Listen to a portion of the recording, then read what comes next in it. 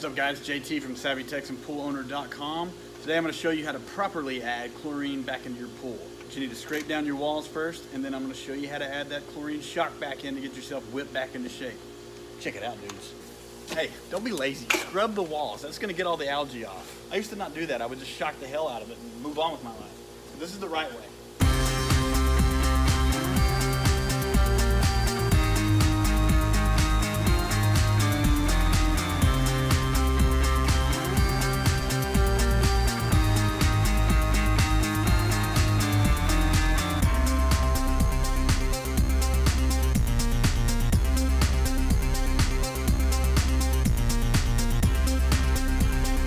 Okay, here's the proper way to add chlorine shock. And I know what you guys are doing.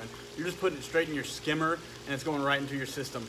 But that'll actually break down your PVC, and I think it does damage to your filter. I'm not exactly sure, but don't do that. What you need to do, get you a trusty bucket and fill it with water about halfway. Then you're actually gonna add your scoops of shock to the bucket and then throw it in your pool to distribute. First up, add water to the bucket. Okay, I got my bucket half full of water. Maybe you should wear a mask for this. I just want to say, be safe. You should probably wear a mask if you're dealing with chemicals. We're just going to put a scoop in there. Then you should have some sort of rod to stir it with. I used to have a piece of PVC I would use, but I don't know where it is. So I'm going to use this pool squirt gun that I'm going to throw away anyway, so I can use it to stir. So you stir up that shock. Okay, and then you're going to basically toss it in, pour it into the pool.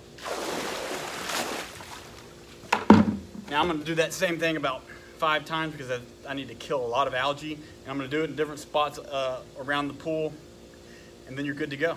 So that's the proper way to add chlorine shock to your pool.